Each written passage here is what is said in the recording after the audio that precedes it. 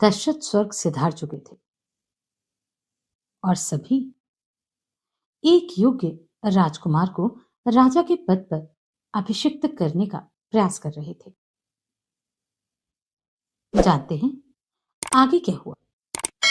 श्री वाल्मीकि निर्मित आज रामायण आदि काव्य के अयोध्या कांड में 68वां सर्ग। मार्कंड आदि के ऐसे वचन सुनकर महर्षि वशिष्ठ ने मित्रों, मंत्रियों और उन समस्त ब्राह्मणों को इस प्रकार उत्तर दिया। राजा दशरथ ने जिनको राज्य दिया है वे भरत इस समय अपने भाई शत्रुघ्न के साथ मामा के यहाँ बड़े सुख और प्रसन्नता के साथ निवास करते हैं। उन दोनों वीर बंधुओं को बुलाने के लिए शीघ्र ही तेज चलने वाले दूत घोड़ों पर सवार होकर यहां से जाएं।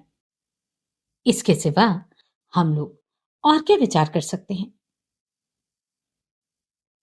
इस पर सबने वशिष्ठ जी से कहा, हां, दूत अवश्य भेजे जाएं। उनका वह कथन सुनकर वशिष्ठ जी ने दूतों को संबोधित करके कहा, सिद्धार्थ, विजय, जयंत, अशोक और नंदन, तुम सब यहां आओ और तुम्हें जो कार्य करना है उसे सुनो।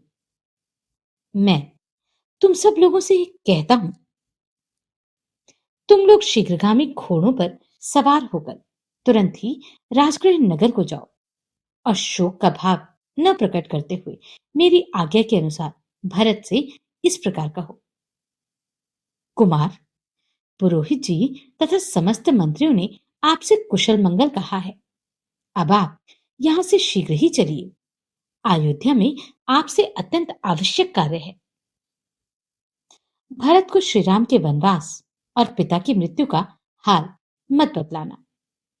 इन परिस्थितियों के कारण रघुवंशियों के यहाँ जो कोहराम मचा हुआ है इसकी चर्चा भी न करना।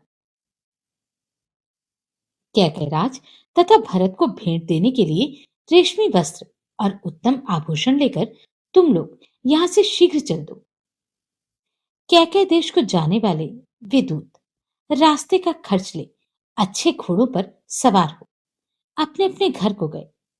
तदनंतर यात्रा संबंधी शेष तैयारी पूरी करके वशिष्ठ जी की आज्ञा ले सभी दूत तुरंत वहां से प्रस्थित हो गए।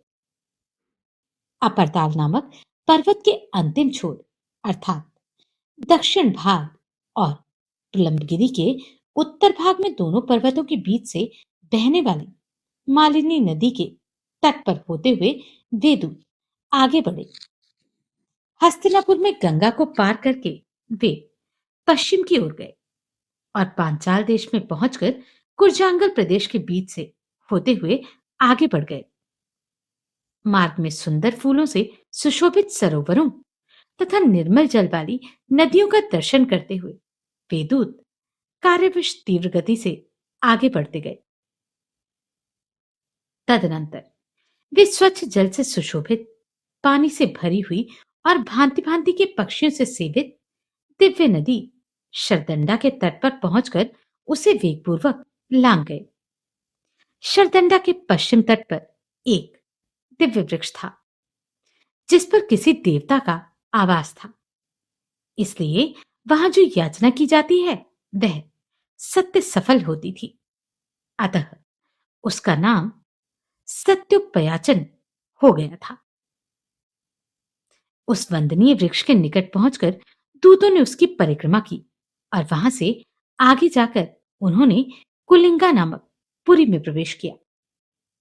वहां से तेजो अभिभवन नामक गांव को पार करते हुए वे अभिकाल नामक गांव में पहुंचे और वहां से आगे बढ़ने पर उन्होंने राजा दशरथ के पितामहों द्वारा सेवित पुण्य सलीला इक्षुमती नदी को पार किया।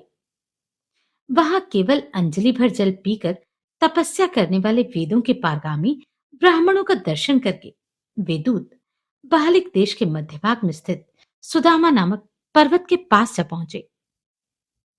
उस पर्वत के शिखर पर स्थित भगवान विष्णु के चरण चिन्ह का दर्शन करके वे विपाशा अर्थात व्यास नदी और उसके तटवर्ती शालमली वृक्ष के निकट गए। वहां से आगे बढ़ने पर बहुत सी नदियां, बावड़ियों, पोखरों, छोटे तालाबों, सरोवरों तथा भांति भांति के वन्य जंतुओं, सिंह, व्याघ्र, मृग और हाथियों का दर्शन करते हुए ये दूत अत्यंत विशाल मार्ग के द्वारा आगे बढ़ने लगे।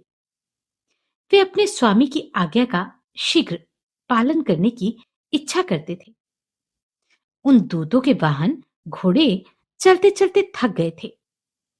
वह मार्ग बड़ी दूर का होने पर उपद्रव से रहित था। उसे तय करके सारे दूत शीघ्र ही बिना किसी कष्ट के शेष नगर गिरिव्रज में जा पहुंचे। अपने स्वामी अर्थात आज्ञा देने वाले वशिष्ठ जी का प्रिय और प्रजावर्ग की रक्षा करने तथा महाराज दशरथ के वंश परंपरागत राज्य को भरत जी से स्वीकार कराने के लिए सादर तत्पर हुए वे दूत बड़ी उतावली के साथ चलकर रात में ही उस नगर में जा पहुंचे। इस प्रकार श्री वाल्मीकि निर्मित आशा रामायण आदि काव्य के अयोध्या कांड में 68वां सर्ग पूरा हुआ। वशिष्ठ जी ने भरत को राज्य के संबंध में कुछ भी बताने के लिए मना किया था,